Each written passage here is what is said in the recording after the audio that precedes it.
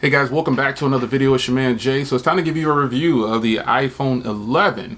Now this phone has been kind of in the background because I had so much stuff going on, but the phone is here. I actually bought another model also bought a 128 gig model as well because, well, I don't live alone. So you know, normally I would finish out a 12-month time frame or longer with the smallest iPhone. So I decided this year, I told you guys, don't follow my lead on buying the more expensive iPhone. Buy this iPhone right here. The Thanos and the green are the best colors in my opinion. So I wanted to go ahead and give you a review on this phone because I technically didn't really give you a full review. I gave you a 3-day review, which turns out to be, that's how I still feel today. The iPhone 11 is the smartest and best purchase that you should make of all the trilogy of the iPhones. So you've got the 11 Pro Max. I reviewed it. I liked it. I didn't love it. You got the 11 Pro. I really enjoy that phone. But the smartest purchase of them all is the iPhone 11. And I really feel like if you search amongst Google and you search amongst the YouTube channels, you're going to find everyone pretty much telling you you don't need that telephoto lens. And in fact, you don't, in my opinion, because it has a digital zoom. But how often do you use a telephoto lens? You probably would be more prone to use a wide-angle lens first instead of using a telephoto lens. And this is the case. So the iPhone 11, in my opinion, is not only the smartest purchase of them all, it's actually the best purchase of them all.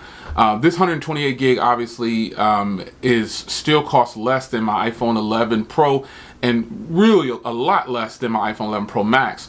So I'm saving myself about $300 to $500 by just going with this design, right? This model right here. Speaking of design, you get 6 colors with this model.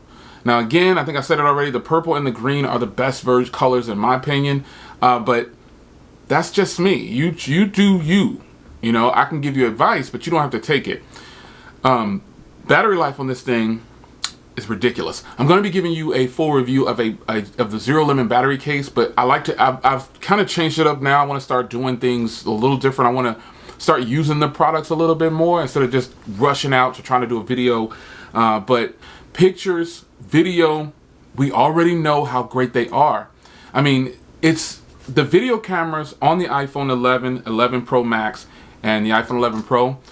The video cameras of the phones that I have, it beats them all. And depending on when you're watching it, just saying. So the video cameras win it for me. I like the video cameras better than every phone that I have in the suite.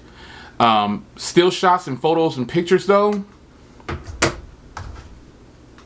Pixel 4. So, but that's not a shock to you guys. You guys already know that. So I tell you, the iPhone's video cameras are ridiculous, man. I mean, it's such a surprise that Apple was able to really step their game up this year.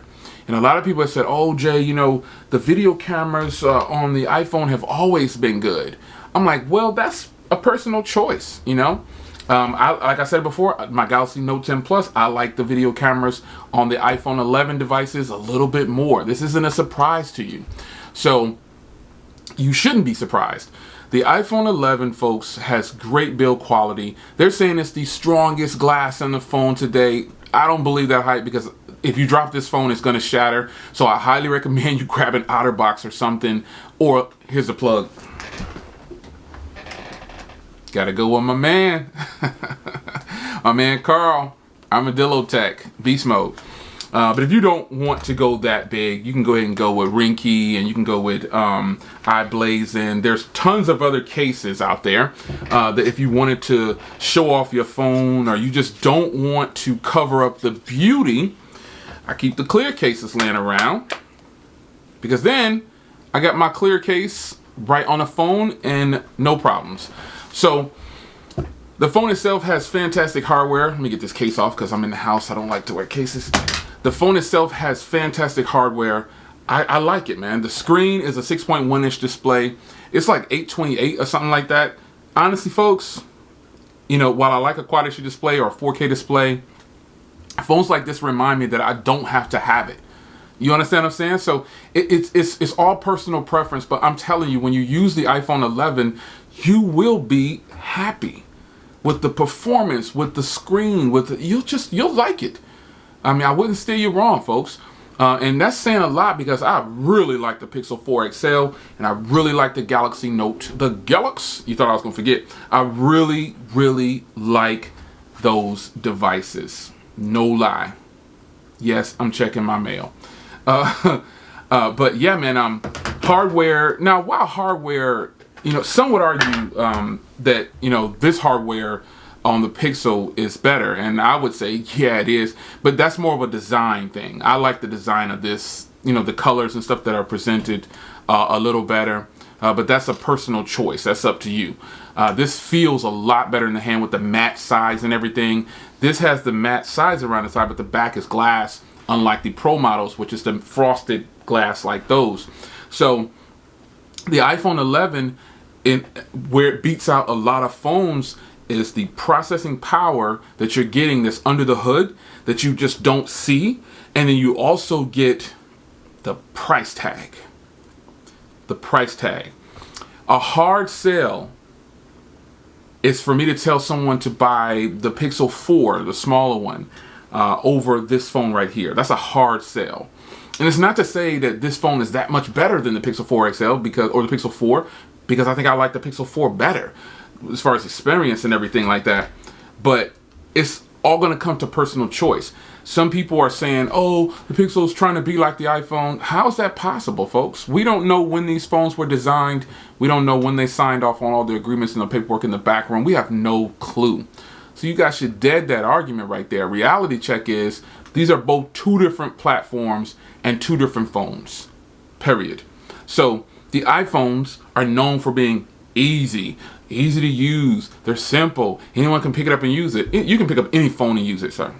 It's just I don't believe the hype with that. The iPhones win though in areas like battery and things like that in most cases, and video recording.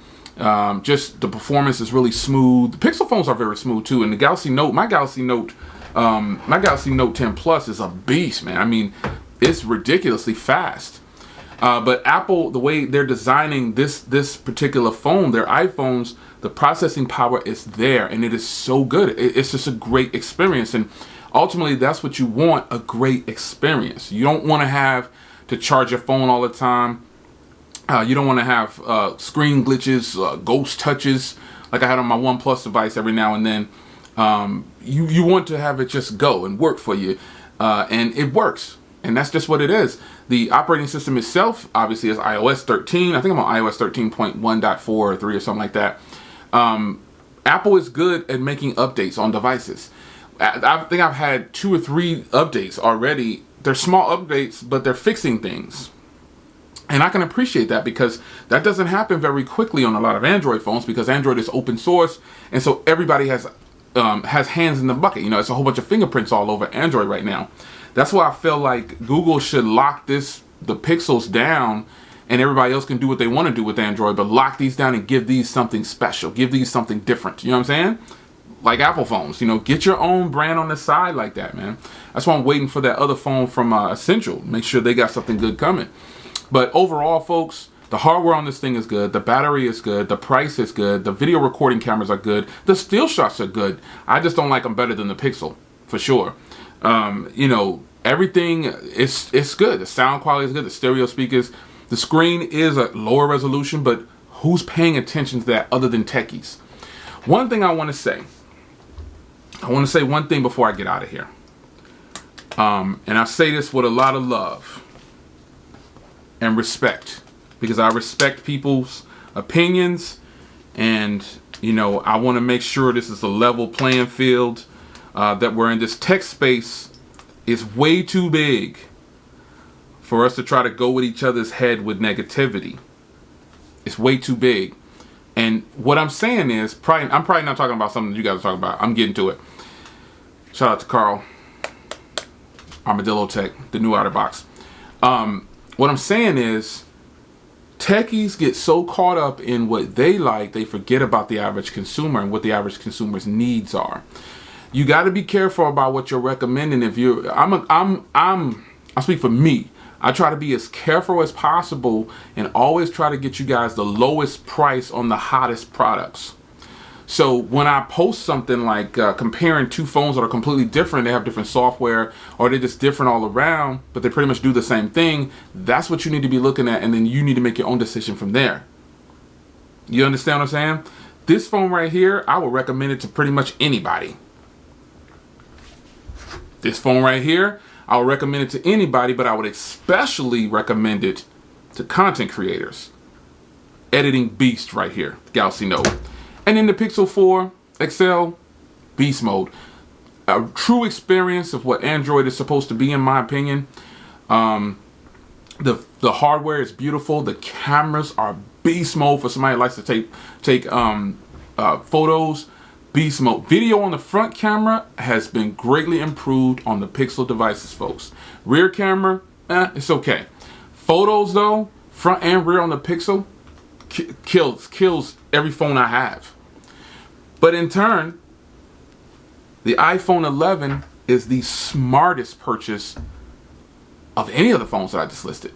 If you're not caught up on one operating system and you're ready to get it in, and you're ready to just get a good smartphone that's going to do it all for you and not break the bank, and you're going to have good cameras overall, you're going to have great battery life, it's not too big, it's not too small, the iPhone 11 is the one for you all. Yes, I just said that rhyme because it was about that time. It's time for me to get out of here. It's your man Jay. The iPhone 11 is a beast. I totally recommend it over the iPhone 11 Pro and the iPhone 11 Pro Max. Say what you want about the resolution. That's the only argument that you could possibly have. And you don't need that telephoto camera. If somebody tells you not to buy this phone, you tell them I said come see me, son. Because they suspect. I'm out.